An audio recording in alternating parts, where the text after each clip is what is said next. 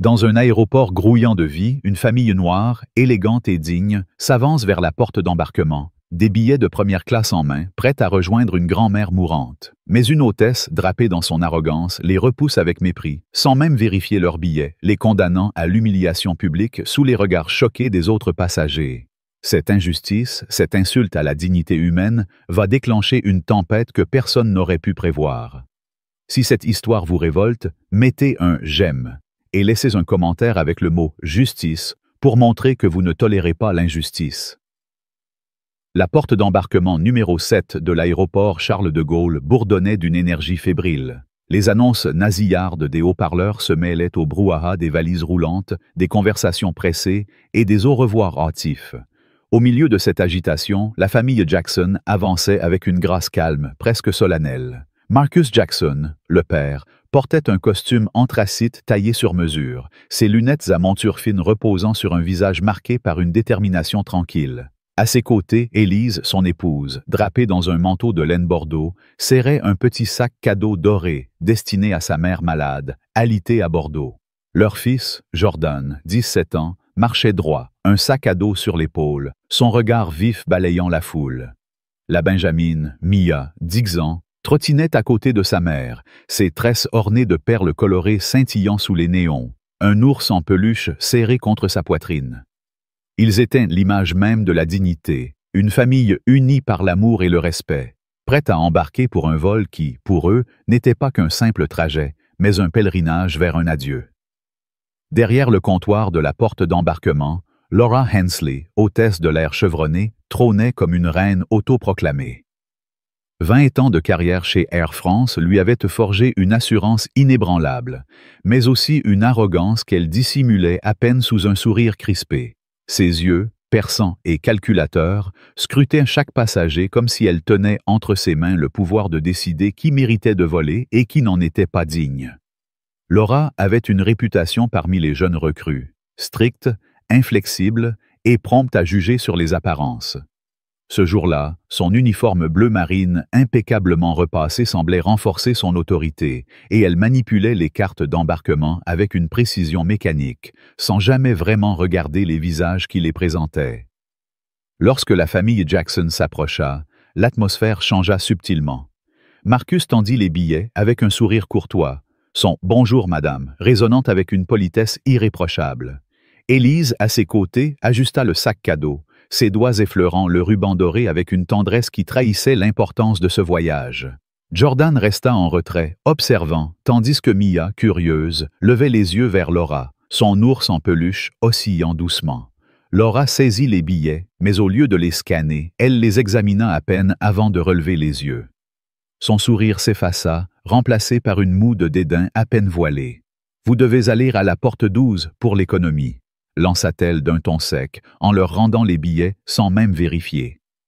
Élise fronça les sourcils, sa voix douce mais ferme. « Ce sont des billets de première classe, madame. » Laura haussa un sourcil, son regard glissant sur la famille avec une condescendance qui fit frémir l'air autour d'eux. « Je suis sûr que vous pensez cela, mais il y a une erreur. La première classe, c'est pour les passagers, prioritaires. » Marcus ne s'ya pas. « Nous sommes membres platine, veuillez scanner les billets. » Sa voix, grave et mesurée, portait une autorité naturelle, mais Laura ne bougea pas. Elle croisa les bras, son attitude défiant toute logique. « Le système fait parfois des erreurs, » dit-elle, sans même toucher le scanner. « Attendez là-bas, on vérifiera plus tard. » Mia, confuse, serra son ours plus fort et murmura. « Maman, pourquoi on ne peut pas monter ?» Élise s'agenouilla près de sa fille, caressant ses tresses. « Tout va bien, ma chérie, on va régler ça. » Mais la douleur dans ses yeux trahissait une blessure plus profonde, celle d'une mère voyant son enfant confronté à l'injustice. C'est alors que l'indignation commença à monter. Parmi les passagers en attente, certains commencèrent à murmurer, choqués par l'échange. Une jeune agente d'embarquement, Sarah, nouvelle dans l'équipe, se tenait à quelques mètres, triturant nerveusement son badge. Elle voyait l'injustice, sentait la tension, mais sa peur de contrarier Laura la clouait sur place. Pourtant, un autre passager, Greg, un homme d'affaires bedonnant vêtu d'un costume froissé, n'eut aucune retenue. « Allez, dépêchez-vous » lança-t-il depuis la file, sa voix forte et moqueuse. Si vous n'avez pas les bons billets, dégagez, on n'a pas toute la journée. Quelques rires nerveux fusèrent dans la foule, mais d'autres passagers, outrés, se tournèrent vers lui, le regard noir. Marcus ignora Greg, son attention fixée sur Laura. « Vous refusez de nous laisser embarquer sans raison, » dit-il, sa voix toujours calme, mais vibrante d'une colère contenue. « Scannez les billets, maintenant. » Laura, au lieu de céder, se pencha légèrement, son ton devenant venimeux. « Écoutez, monsieur, si vous faites une scène, vous ne montrez pas du tout. » Puis, dans un geste qui fit bouillir le sang de tous ceux qui regardaient, elle s'adressa directement à Mia, qui levait vers elle des yeux pleins d'innocence. « Ma petite, la première classe, ce n'est pas pour tout le monde, d'accord ?» Mia recula, ses yeux s'emplissant de larmes, et un sanglot étouffé s'échappa de sa gorge. Élise serra sa fille contre elle, son regard lançant des éclairs. « Comment osez-vous parler ainsi à ma fille ?» Jordan, jusque-là silencieux, fit un pas en avant, ses poings serrés. « Vous n'avez pas le droit de la traiter comme ça. » La foule retint son souffle. Un silence lourd s'installa, ponctué par les reniflements de Mia et les murmures indignés des spectateurs. C'est alors que Greg, enhardi par la tension, ajouta une remarque qui fit exploser la colère collective. « Il devrait être content d'avoir un billet, point final », cria-t-il, un rictus méprisant sur le visage. Une femme dans la file, Claire, une professeure d'université d'une 50aine d'années, ne put se contenir. « Taisez-vous, espèce de raciste !» lança-t-elle, sa voix tremblante de rage. D'autres passagers hochèrent la tête, et un homme plus âgé ajouta « C'est une honte ce que vous faites !» Laura, sentant la pression monter, tenta de reprendre le contrôle. « Calmez-vous tous, ou j'appelle la sécurité. » Mais ces mots sonnaient creux, son autorité vacillante. Marcus, immobile, sortit son téléphone. « Pas besoin de sécurité, dit-il, ses mots tranchants comme une lame. Je vais passer un coup de fil. » Sans élever la voix, sans un geste superflu, il composa un numéro et parla à voix basse. « Oui, il y a un problème à la porte 7. On nous refuse l'embarquement sans raison. Les billets sont valides, scannés. Aucune explication. » Laura ricana, assez fort pour que tout le monde l'entende. « Oh, bien sûr, un coup de fil va tout régler. » Mais son assurance s'effrita lorsque le téléphone de la porte sonna. Sarah, hésitante, décrocha. Son visage blêmit. « Oui, oui, monsieur, je comprends. » Elle raccrocha et se tourna vers Laura, la voix tremblante.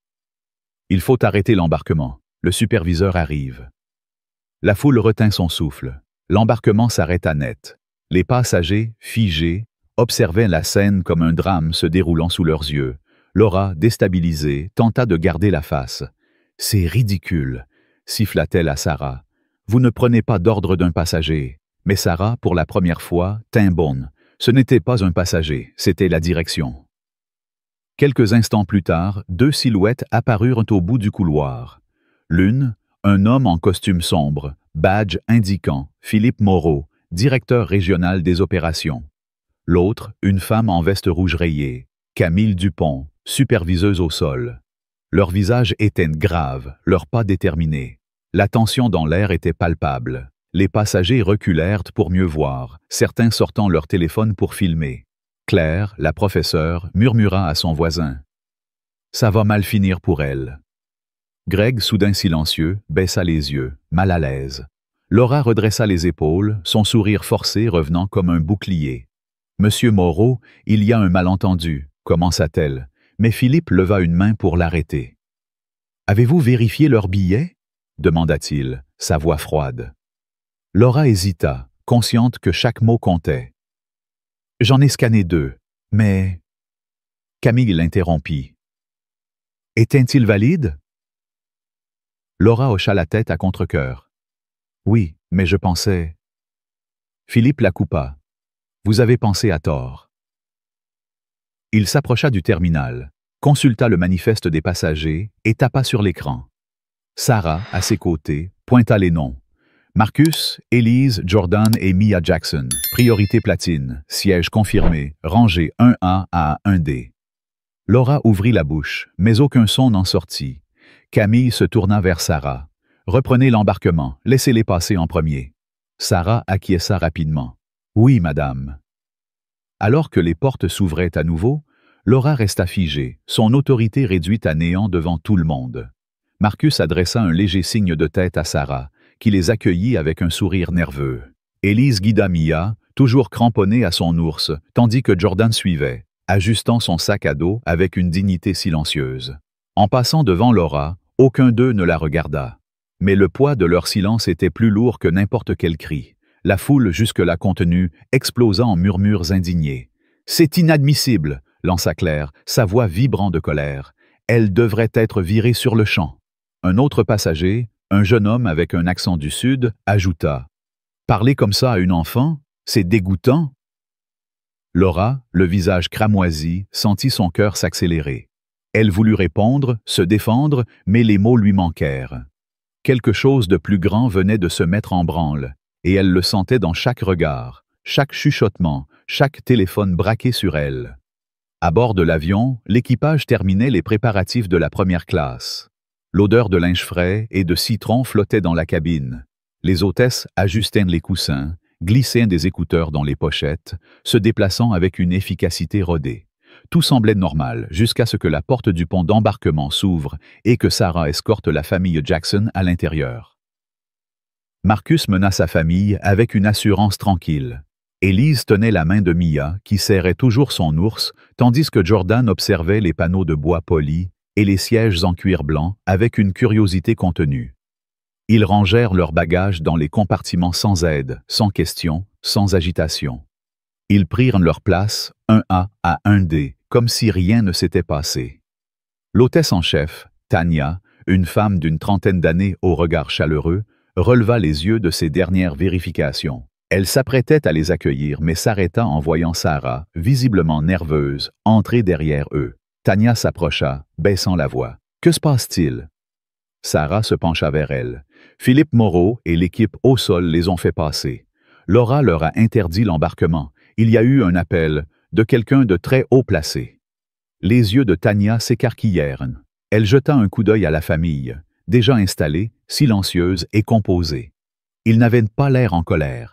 Ils n'avaient même pas l'air perturbés, mais il y avait quelque chose en eux, une présence, une attente, comme s'ils savaient que ce n'était que le début.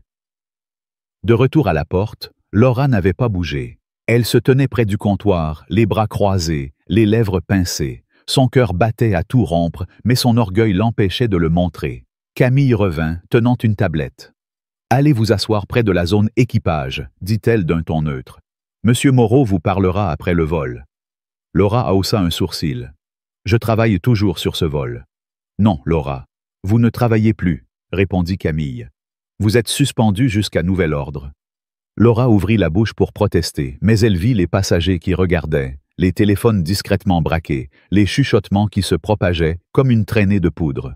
Son visage s'embrassa. Sans un mot, elle s'éloigna du comptoir et s'effondra sur un siège réservé à l'équipage, à l'écart.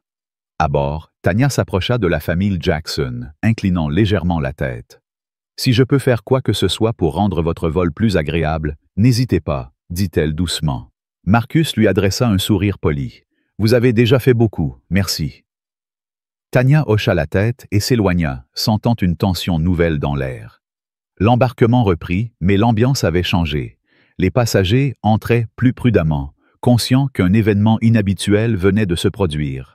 Quelques-uns lançaient des regards gênés vers la première classe, détournant vite les yeux lorsqu'ils croisaient ceux de Marcus. Alors que les portes se fermaient et que la cabine se calmait, un message apparut sur la tablette de Tania, une note directe des opérations corporatives. 5 mots simples. « Attendez un contact du siège. » Elle releva les yeux, surprise. Quelque chose approchait, et ce n'était pas anodin. La porte de l'avion se ferma avec un clic lourd, suivi du carillon doux des vérifications finales. Tania, en passant dans l'allée, croisa le regard de Marcus. Il était assis, une jambe croisée, les doigts posés sur son genou, observant l'équipage avec une précision calme. Élise caressait doucement les cheveux de Mia, qui s'était blottie contre elle. Jordan avait sorti un carnet, mais n'écrivait rien. Il écoutait, observait, comme son père. Dans son siège d'équipage, Laura restait rigide, les bras croisés. Tous les quelques instants, elle surprenait des regards de passagers ou entendait des rires étouffés de ceux qui parlaient d'elle. Un homme passa près d'elle et marmonna, juste assez fort. « Toujours votre badge, hein ?» Elle l'ignora, fixant droit devant elle. Sa poitrine brûlait d'humiliation, mais son esprit s'emballait. Pourquoi l'embarquement s'était-il arrêté pour eux? Qui avait ce pouvoir? Un appel ne pouvait pas arrêter un avion entier, sauf si son estomac se noie. Elle avait fait des suppositions, oui, mais elle l'avait fait 100 fois auparavant. Personne ne l'avait jamais défié ainsi. Les passagers se plaignaient, parfois, mais ceci n'était pas une plainte, c'était autre chose. La vérité, qu'elle refusait encore d'admettre, était que Laura Hensley venait de commettre l'erreur de sa vie. Elle n'avait pas seulement sous-estimé une famille. Elle avait défié un homme dont la voix, d'un seul appel, pouvait ébranler tout ce qu'elle croyait posséder. Et maintenant, alors que l'avion se préparait à décoller, elle commençait à sentir le sol se dérober sous ses pieds. Mais le pire était à venir. Et elle n'avait aucune idée de l'ampleur de la tempête qu'elle avait déclenchée. L'avion s'élevait dans le ciel parisien, ses moteurs grondant comme une promesse de tempête. À l'intérieur de la cabine de première classe, la famille Jackson, Marcus, Elise, Jordan et Mia, restait assise avec une dignité inébranlable, leur silhouette nimbée d'une aura de calme qui contrastait avec le chaos qu'ils avaient laissé à la porte d'embarquement. Mais ce calme n'était qu'une façade, un bouclier forgé par des années de résilience face à l'injustice. Autour d'eux, l'atmosphère vibrait d'une tension palpable. Les murmures des autres passagers, les regards furtifs, les chuchotements de l'équipage. Chaque regard posé sur eux semblait porter le poids de ce qui s'était passé à la porte 7, et chaque silence hurlait une vérité que personne n'osait nommer à voix haute. Laura Hensley, reléguée à un siège d'équipage à l'arrière, brûlait d'une rage contenue, son orgueil l'empêchant de voir la profondeur de sa faute. Mais à bord de cet avion, quelque chose de plus grand se préparait, une vague de colère collective qui allait tout emporter sur son passage. Et Laura, avec toute son arrogance, n'avait pas la moindre idée de l'ampleur du désastre qu'elle avait déclenché. La cabine de première classe, avec ses sièges en cuir blanc et ses panneaux de bois poli, exhalait un parfum de luxe discret, celui d'un monde où chaque détail était conçu pour apaiser. Mais ce soir-là, aucun luxe ne pouvait apaiser la tension qui électrisait l'air. Marcus, assis en 1A, regardait par le hublot, ses doigts se reposant légèrement sur la coudoir, son esprit ailleurs. À ses côtés, Élise ajustait une couverture sur Mia, qui s'était blottie contre elle, son ours en peluche toujours serré dans ses bras. La fillette, encore secouée par les mots cruels de Laura, « La première classe, ce n'est pas pour tout le monde », avait les yeux mi-clos, mais ses petites mains tremblaient encore. Jordan, en 1C, feuilletait un carnet. Mais ses yeux ne suivaient pas les lignes. Il écoutait, observait, comme son père, absorbant chaque murmure, chaque regard. La famille n'échangeait pas un mot, mais leur silence parlait plus fort que n'importe quel cri. Ils n'étaient pas là pour se plaindre ou se venger. Ils attendaient, avec la certitude de ceux qui savent que la justice, quand elle frappe, n'a pas besoin de bruit. Dans la cabine, les autres passagers de première classe, une poignée d'hommes d'affaires et de voyageurs fortunés, ne pouvaient s'empêcher de jeter des coups d'œil vers la rangée 1. Une femme élégante, claire, la professeure qui avait défié Greg à la porte, chuchotait à son compagnon, un avocat nommé Étienne. « Tu as vu comment ils sont restés calmes » murmura-t-elle, sa voix tremblante d'admiration et de colère. « Cette hôtesse, elle mérite plus qu'une réprimande. » Étienne hocha la tête, son regard fixé sur Marcus. « Ce n'est pas fini. Quelque chose de gros se prépare. » À quelques rangées, une autre passagère, Karen, une consultante d'une trentaine d'années aux cheveux blonds tirés en chignon, tapait frénétiquement sur son téléphone. Ses doigts volaient sur l'écran et un sourire narquois jouait sur ses lèvres. Elle venait de publier une vidéo de l'incident à la porte, filmée discrètement depuis la file d'attente. La légende venimeuse disait « Quand certains pensent qu'ils peuvent voler en première classe sans en avoir le profil. » Air France Machaut Scandale. En quelques minutes, la vidéo explosait sur les réseaux sociaux, attirant des milliers de vues et des commentaires haineux. Karen, satisfaite, rangea son téléphone, ignorant le regard désapprobateur de Claire, qui avait aperçu l'écran. Tania, l'hôtesse en chef, passait dans l'allée, offrant des verres d'eau avec une politesse forcée. Mais ses mains tremblaient légèrement et son sourire était crispé. Elle avait vu des tensions à bord auparavant, des passagers ivres, des disputes pour des sièges, mais rien de tel. L'incident à la porte avait laissé une empreinte, une fracture invisible qui divisait la cabine. Elle s'arrêta près de la famille Jackson, hésitant avant de parler. « Si vous avez besoin de quoi que ce soit », commença-t-elle, sa voix douce mais chargée d'une sincérité qui contrastait avec l'attitude de Laura. Élise la regarda, ses yeux pleins de gratitude. « Merci, mademoiselle, votre gentillesse compte. » Tania hocha la tête, émue, et poursuivit son chemin, mais elle sentait le poids des regards sur elle. L'équipage entier savait ce qui s'était passé, et tous ressentaient de la pression d'une tempête imminente. À l'arrière, dans le siège d'équipage près de la cuisine, Laura était une statue de rage et d'humiliation. Ses bras croisés serraient son corps comme pour contenir la fureur qui bouillonnait en elle. Elle repensait à chaque seconde de l'incident, se convainquant qu'elle avait raison, que c'était une question de procédure, que cette famille n'avait pas l'air de correspondre à la première classe. Mais au fond, une petite voix, qu'elle étouffait avec peine, lui murmurait qu'elle avait franchi une ligne. Elle avait toujours agi ainsi, jugé les passagers sur leur apparence, leur accent, leur manière de se tenir. Elle l'avait fait des centaines de fois, sans conséquence. Mais cette fois, quelque chose avait changé. Cette fois, elle avait visé la mauvaise famille. Tania passa près d'elle, portant un plateau vide. Laura l'interpella, sa voix basse mais venimeuse. « Tu ne vas pas me dire que tu es de leur côté, Tania ?» Tania s'arrêta, surprise, et se tourna vers elle. « Laura, tu as parlé à une enfant comme si elle était une intruse. Tu as humilié une famille devant tout le monde. Qu'est-ce que tu attends de moi ?»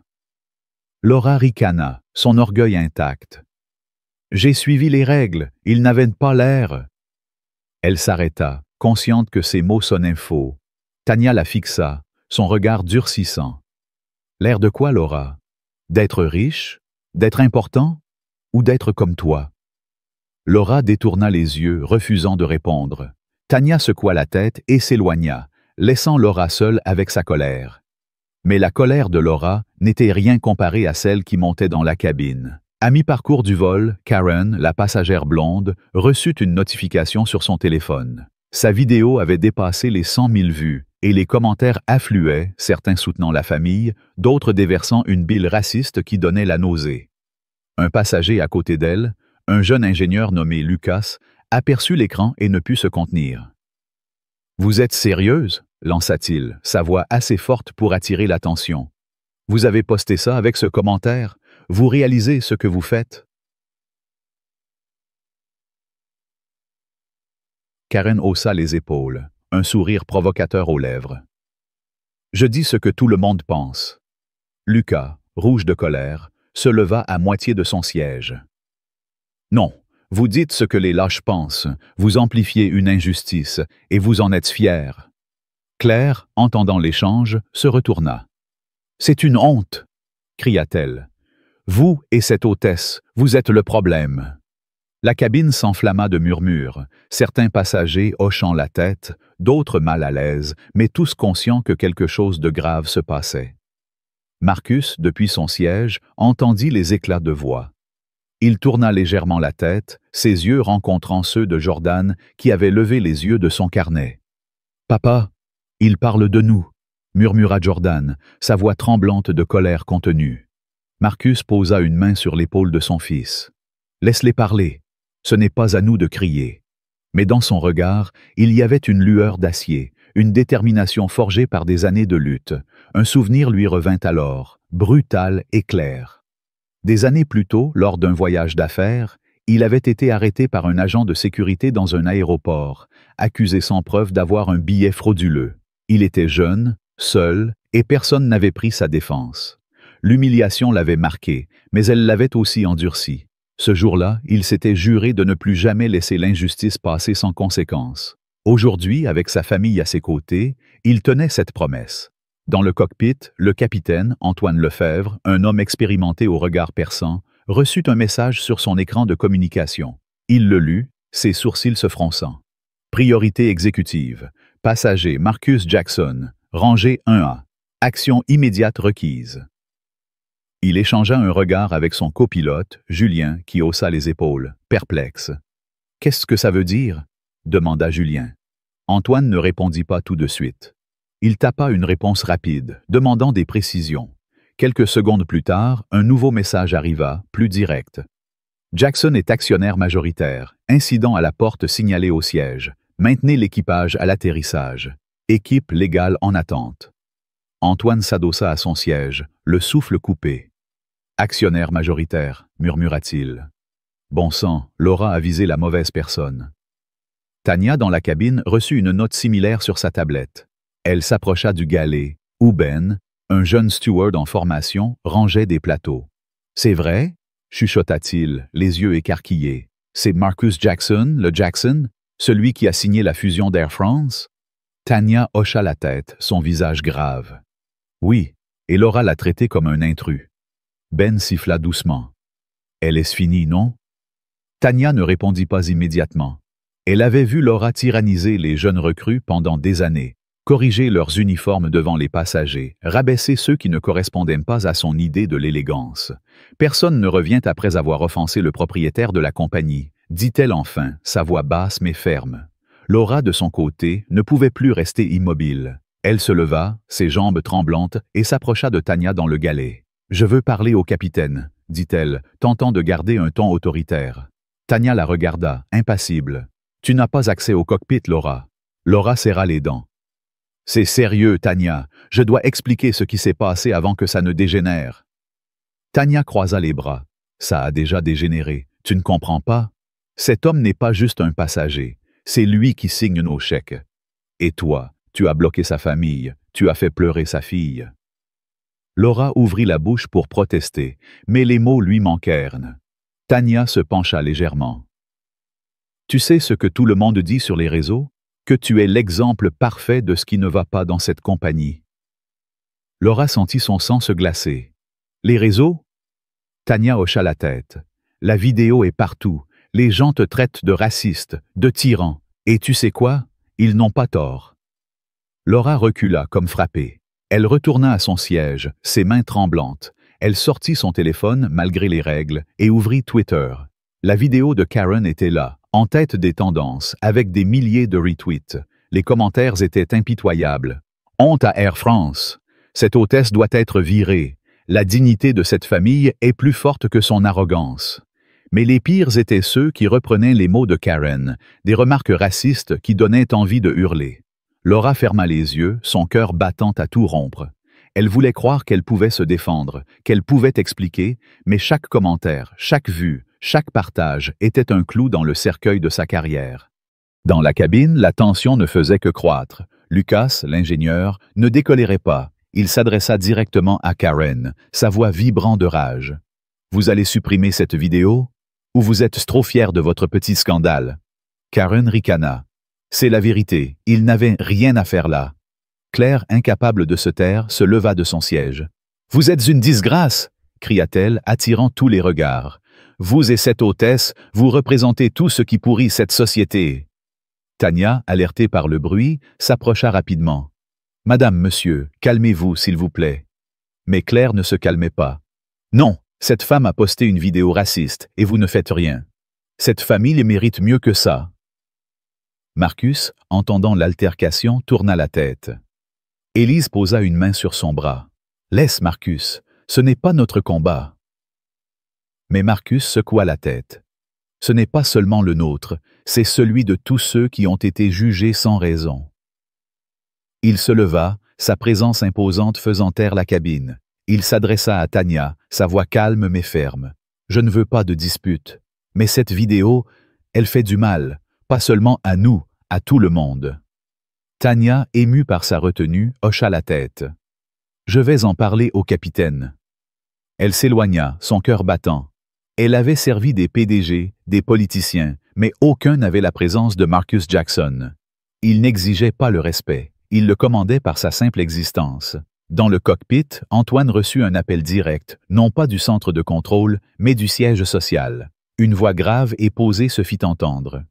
Ici Martin Dubois, directeur de la stratégie. Confirmez la présence de Marcus Jackson et sa famille en 1A à 1D. Antoine répondit, sa voix claire. Confirmé, famille de 4 installée, aucun problème à bord. Martin poursuivit, sans élever le ton. Maintenez le plan de vol. À l'atterrissage, retenez l'équipage. Une équipe au sol attendra. Et capitaine, l'homme qui a appelé n'est pas n'importe qui. C'est notre actionnaire principal. Antoine sentit un frisson le parcourir. Il regarda par la vitre du cockpit, apercevant Marcus, calme, immobile, comme un roi en exil. Et il comprit. Ce vol n'était plus un simple trajet. Il était un champ de bataille. Et Laura Hensley venait de perdre la guerre sans même s'en rendre compte. Laura, dans son siège, sentit la cabine rétrécir autour d'elle. Les murmures de l'équipage, les regards des passagers, tout semblait l'accuser. Elle essaya de se rappeler ses actions, de les justifier. Elle n'avait pas crié, elle n'avait pas insulté, mais elle avait jugé, elle avait assumé. Et maintenant, elle était invisible, sauf pour les regards de jugement qui la transperçaient. Elle tenta de parler à Ben, le jeune steward, mais il l'évita, prétendant être occupé. Même les collègues qu'elle avait formés, qu'elle avait corrigés, qu'elle avait dominés, se détournaient d'elle. Elle était devenue une paria, et elle ne comprenait pas encore pourquoi. Mais la vérité était là, dans chaque détail de ce vol. La vidéo de Karen, les mots de Laura, l'humiliation de Mia, tout convergeait vers un point de non-retour. La cabine, autrefois un espace de routine, était maintenant un tribunal silencieux. Et Marcus Jackson, sans dire un mot, sans lever la voix, tenait le verdict entre ses mains. Alors que l'avion poursuivait sa route à travers les nuages, une chose était claire. La tempête ne faisait que commencer, et quand elle frapperait, elle ne laisserait rien intact. L'avion entamait sa descente vers l'aéroport de Bordeaux-Mérignac, ses ailes tranchant les nuages comme une lame dans un ciel chargé de tension. À l'intérieur, la cabine vibrait d'une énergie explosive, un mélange de colère, d'attente et de jugement silencieux. La famille Jackson, Marcus, Elise, Jordan et Mia, restaient assises en première classe, leur dignité intacte malgré l'humiliation qu'ils avaient subie. Leurs visages, calmes mais résolus, semblaient porter le poids d'une vérité que tous les passagers ressentaient. Ce qui s'était passé à la porte 7 n'était pas un simple incident, mais une fracture révélant une injustice bien plus profonde. À l'arrière, Laura Hensley, déchue de son autorité, était une ombre d'elle-même, son orgueil brisé par la réalité implacable qui s'abattait sur elle. Mais alors que l'avion touchait le sol, une tempête plus grande encore s'apprêtait à éclater, une tempête de justice qui allait tout balayer sur son passage, exposant non seulement Laura, mais aussi les failles d'un système qui avait permis son arrogance. Et dans cette tempête, la voix des opprimés, portée par la famille Jackson, résonnerait plus fort que jamais. Le capitaine Antoine Lefebvre annonça l'atterrissage d'une voix professionnelle, presque mécanique. « Mesdames et messieurs, bienvenue à Bordeaux. Veuillez rester assis avec vos ceintures attachées jusqu'à ce que le voyant s'éteigne. Au nom de tout l'équipage, merci d'avoir voyagé avec Air France. » Mais pour ceux qui avaient assisté à l'incident de la porte 7, ces mots sonnaient creux. Le voyant s'éteignit avec un carillon, et les passagers commencèrent à se lever, récupérant leurs sacs, échangeant des regards lourds de sens. En première classe, Marcus ajusta son manteau, son regard fixé sur l'horizon par le hublot. Élise réveilla doucement Mia, qui frottait ses yeux, son ours en peluche toujours serré contre elle. Jordan rangea son carnet, ses lèvres pincées, son silence chargé d'une colère contenue. Ils ne parlaient pas, mais leur unité était une force palpable, une réponse muette à ceux qui avaient tenté de les rabaisser. Tania, l'hôtesse en chef, ouvrit le rideau séparant la première classe du reste de la cabine. Elle s'approcha des Jackson, sa voix basse mais empreinte de respect. « L'équipe au sol est arrivée. Ils vous attendent juste à la sortie du pont d'embarquement. » Marcus hocha la tête. « Merci. » Tania hésita, puis ajouta. « Il y a aussi des médias. Je voulais vous prévenir. » Élise échangea un regard avec son mari. « Tu les as appelés ?» demanda-t-elle doucement. Marcus secoua la tête. « Pas besoin. Ils savent déjà. » En effet, la vidéo de Karen, cette passagère blonde qui avait amplifié l'injustice avec son commentaire raciste, avait enflammé les réseaux sociaux. Les hashtags Justice pour les Jackson et Air France Scandal dominaient Twitter, et les chaînes d'information attendaient à l'aéroport, prêtes à capturer la suite de l'histoire. Dans la cabine, les autres passagers se préparaient à débarquer, mais aucun ne se pressait. Ils observaient la famille Jackson, certains avec admiration, d'autres avec une gêne palpable. Claire, la professeure, murmura à Étienne. « Ils n'ont pas besoin de parler, leur présence dit tout. » Étienne acquiesça. Cette hôtesse va regretter ce jour toute sa vie. À quelques rangées, Karen, la consultante, rangeait son téléphone, son sourire narquois remplacé par une nervosité croissante. Sa vidéo, bien qu'elle ait attiré l'attention qu'elle cherchait, avait aussi déclenché une vague de colère contre elle. Lucas, l'ingénieur qui l'avait défié, passa près d'elle et lança. « J'espère que vous êtes fière. Vous avez aidé à exposer votre propre ignorance. » Karen détourna les yeux, mais la rougeur de ses joues trahissait son malaise. À l'arrière, Laura restait figée sur son siège d'équipage, ses mains crispées sur ses genoux. Son uniforme, autrefois un symbole de pouvoir, semblait maintenant la narguer, trop serré, trop lourd. Chaque regard des passagers, chaque chuchotement de l'équipage était une accusation. Ben, le jeune steward, évitait soigneusement de croiser ses yeux, occupé à ranger des gobelets déjà impeccables. Même Tania, d'ordinaire bienveillante, passait sans un mot. Laura était devenue une étrangère dans son propre monde, une intruse dans l'espace qu'elle avait dominé pendant 20 ans. Mais son orgueil, bien que fissuré, refusait de céder.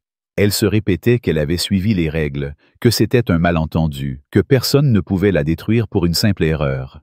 Mais au fond, elle savait, elle avait jugé, elle avait assumé, et maintenant, le prix à payer approchait à grands pas. La porte du pont d'embarquement s'ouvrit, et une vague d'air frais envahit la cabine. 2 agents de sécurité en uniforme noir, accompagnés d'une femme en tailleur gris impeccable, entrèrent. Son badge indiquait « Vanessa Cole, affaires corporatives ». Son visage était impassible, mais son autorité était indéniable. Tania s'écarta pour les laisser passer. Vanessa échangea un bref regard avec le capitaine Antoine, qui venait de sortir du cockpit. « Madame Hensley ?» demanda Vanessa, sa voix neutre mais tranchante. Laura se leva lentement, ses jambes tremblantes. Elle saisit son sac, déjà préparé par Tania, et suivit Vanessa, les agents de sécurité à ses côtés. Chaque pas dans l'allée était une épreuve. Les passagers la regardaient, certains avec pitié, d'autres avec une satisfaction froide. Claire murmura « Justice ». Lucas hocha la tête, son téléphone enregistrant discrètement la scène. En passant par la première classe, Laura croisa le regard de Marcus. Il ne sourit pas, ne la défia pas, ne montra aucune émotion. Il la fixa simplement, comme on regarde un objet obsolète, inutile. Élise, assise à côté, parla doucement, sans méchanceté, mais avec une clarté dévastatrice. « J'espère que vous apprendrez quelque chose, même si ça vous coûte tout. » Laura sentit sa gorge se nouer. Elle hocha la tête, incapable de répondre, et continua son chemin, la tête basse, jusqu'à la sortie de l'avion. La porte se referma derrière elle avec un claquement qui résonna comme un couperet. À l'extérieur, le pont d'embarquement était un couloir de silence oppressant. Vanessa marchait devant, ses talons claquant sur le sol. Les agents de sécurité restaient proches, leur présence rappelant à Laura qu'elle n'était plus une employée, mais une accusée. En atteignant le terminal, elle aperçut la foule. Des journalistes avec des caméras, des passagers du vol tenant leur téléphone, et une poignée de spectateurs attirés par le scandale. Laura tenta de garder la tête haute, mais chaque flash, chaque murmure, était une nouvelle blessure. Elle repéra Sarah, la jeune agente d'embarquement, près d'un comptoir, qui la regardait avec une tristesse mêlée de soulagement. Sarah avait hésité à intervenir à la porte 7, mais maintenant, elle voyait le prix de l'inaction, et celui de l'arrogance. Soudain, Laura s'arrêta net. Devant la foule, elle pivota vers Vanessa, sa voix tremblante mais déterminée. « Je veux parler, je veux m'excuser. » Vanessa haussa un sourcil, surprise. « Ce n'est pas prévu. » Laura insista, son orgueil prenant le dessus. « Si je ne le fais pas maintenant, ils diront que je n'ai rien dit. » Vanessa hésita, puis hocha la tête. « Très bien, mais soyez brève. » Laura se tourna vers la foule, son cœur battant à tout rompre. Les caméras se braquèrent sur elle, les micros se rapprochèrent. Elle prit une profonde inspiration, tentant de retrouver la prestance qu'elle avait autrefois. « Je veux m'excuser pour ce qui s'est passé, » commença-t-elle, sa voix mal assurée. « Ce n'était pas mon intention de blesser quiconque. J'ai suivi la procédure et il y a eu un malentendu. Je regrette si quelqu'un s'est senti offensé. » Un silence glacial accueillit ces mots, puis une voix s'éleva, claire, puissante, déchirant l'air comme un coup de tonnerre. « Un malentendu ?»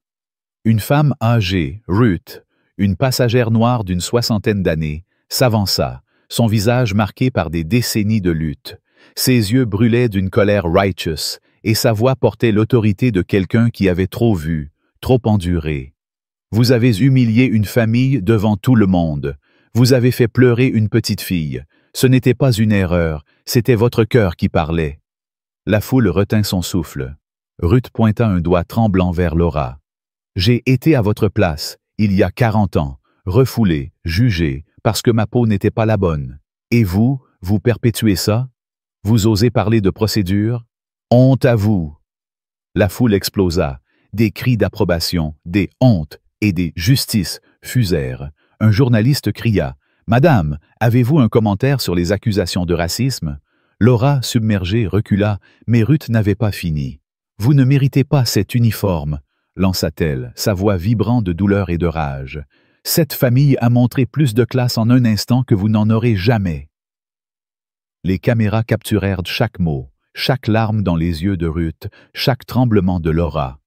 Vanessa intervint, posant une main sur l'épaule de Laura. « Ça suffit, on y va. » Laura, le visage écarlate, suivit, la foule continuant à scander « Justice !» derrière elle. Dans l'avion, les Jackson descendirent en dernier, escortés par Tania et le capitaine Antoine. À leur sortie, la foule les accueillit avec des applaudissements spontanés. Claire s'approcha, les larmes aux yeux. « Merci d'avoir tenu bon. Vous avez changé quelque chose aujourd'hui. » Marcus hocha la tête, son expression toujours calme. « Ce n'est pas pour nous, c'est pour tous ceux qui viennent après. »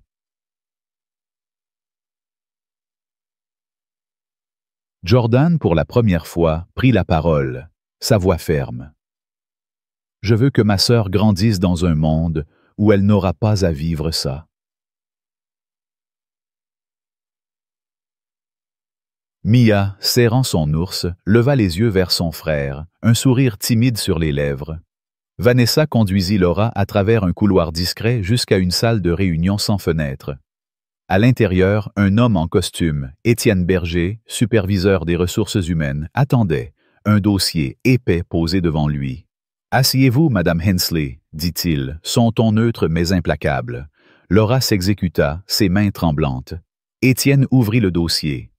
« Vous êtes officiellement licencié avec effet immédiat pour violation du code de conduite, mauvais traitement des passagers et atteinte à l'image de la compagnie. » Laura ouvrit la bouche, mais il leva une main. « Ce n'est pas négociable. Votre dossier contient 3 plaintes antérieures pour comportement discriminatoire, toutes ignorées jusqu'à aujourd'hui. Cet incident a simplement révélé ce que nous aurions dû voir plus tôt. » Laura secoua la tête, sa voix brisée. « J'ai donné 20 ans à cette compagnie. Vous ne pouvez pas. » Étienne la coupa. « Ce n'est pas une question de temps, mais de valeur. Vous avez jugé une famille sans vérifier leur billet.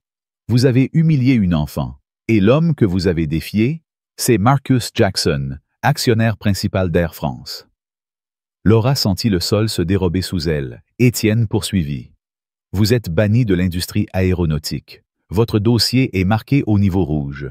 Aucune compagnie partenaire ne vous embauchera. » Laura, les larmes aux yeux, signa les documents qu'il lui tendit, chaque trait de plume comme un clou dans son cercueil.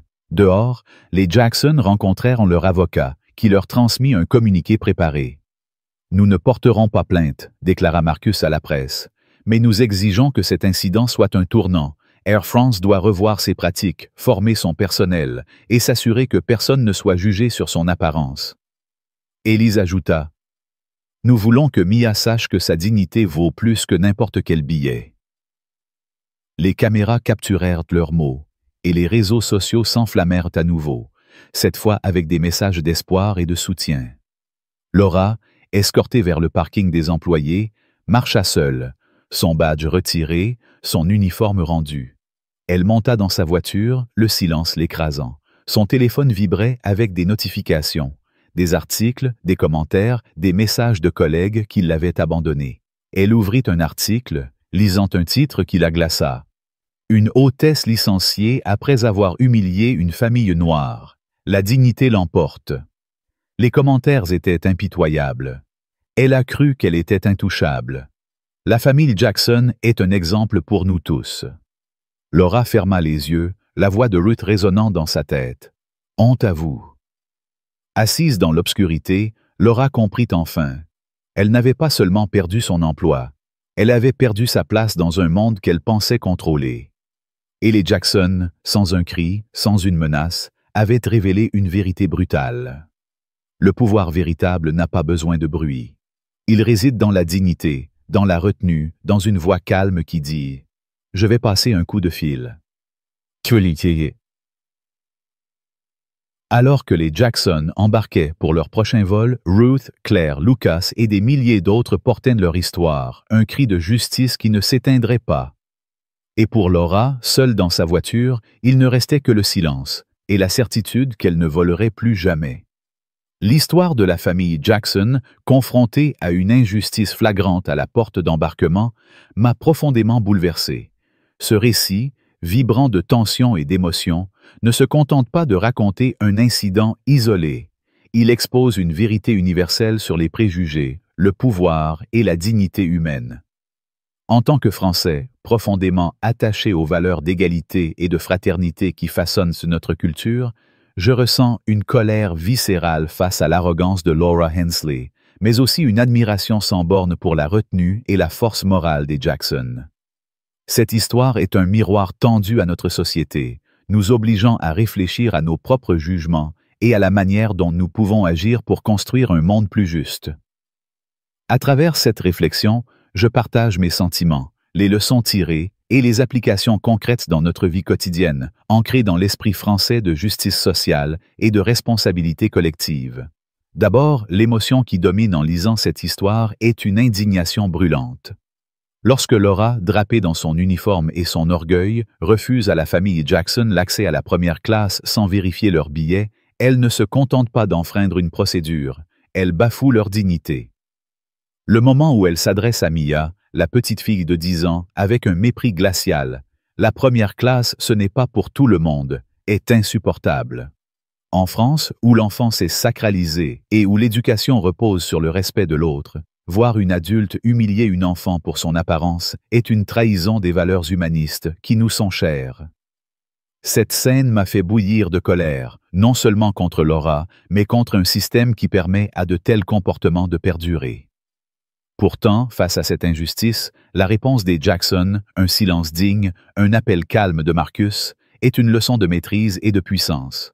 Leur retenue m'a ému, me rappelant que dans notre culture, la véritable force réside souvent dans la capacité à rester maître de soi, même face à l'adversité. Mais au-delà de la colère, cette histoire suscite une profonde admiration. Marcus, Elise, Jordan et Mia incarnent une forme de résilience qui résonne avec l'histoire française de résistance face à l'oppression. Comme les héros de la résistance ou les figures des luttes pour les droits civiques, ils ne cèdent pas à la provocation. Leur calme n'est pas de la faiblesse, mais une arme, une manière de dire « Nous sommes ici et nous méritons notre place ». Cette dignité face à l'humiliation est un rappel puissant de l'idéal républicain français.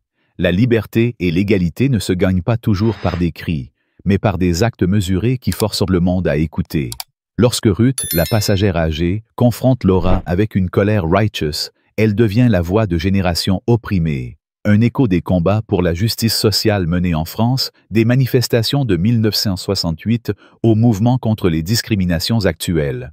Son cri « Honte à vous » est celui d'une nation qui refuse de tolérer l'injustice. Les leçons de cette histoire sont multiples, mais 3 se détachent avec une clarté particulière. Premièrement, nous devons apprendre à suspendre nos jugements.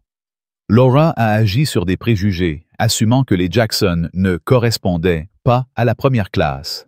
En France, où la diversité est une richesse, nous devons nous interroger sur nos propres biais, qu'ils soient liés à la couleur de peau, à l'accent ou à l'apparence. Deuxièmement, la dignité est une force transformative. Les Jackson n'ont pas eu besoin de crier pour être entendus. Leur calme a amplifié leur message. Cela nous enseigne qu'en toutes circonstances, préserver notre intégrité morale est plus puissant que la colère. Enfin, l'action collective est essentielle. La foule, les réseaux sociaux, les passagers comme Claire et Lucas, tous ont contribué à exposer l'injustice. En France, où la solidarité est une valeur cardinale, nous devons nous lever ensemble contre les discriminations, que ce soit dans la rue, au travail ou en ligne. Comment appliquer ces leçons dans notre vie quotidienne? D'abord, nous pouvons pratiquer l'écoute active et l'empathie. Avant de juger une personne, prenons le temps de comprendre sa situation, comme nous l'enseigne la tradition française de dialogue et de débat. Par exemple, au travail. Si nous voyons un collègue marginalisé, posons des questions, offrons notre soutien. Ensuite, cultivons la dignité dans nos interactions. Face à une provocation, inspirons-nous des Jackson. Répondons avec calme, mais fermeté, en défendant nos droits sans perdre notre humanité. Cela peut être aussi simple que de parler posément lors d'un conflit ou de refuser de répondre à une insulte par une autre.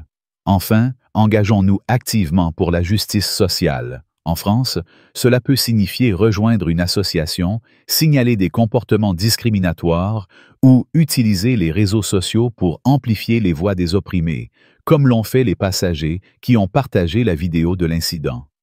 Chaque geste compte, et ensemble, nous pouvons changer les mentalités. Cette histoire nous rappelle que l'injustice, où qu'elle se manifeste, est une attaque contre les valeurs qui définissent la France. Liberté, égalité, fraternité. Elle nous pousse à agir, non pas dans la colère, mais dans la détermination à construire une société où chacun a sa place. Les Jackson nous ont montré que la dignité est une lumière qui perce même les ténèbres les plus épaisses.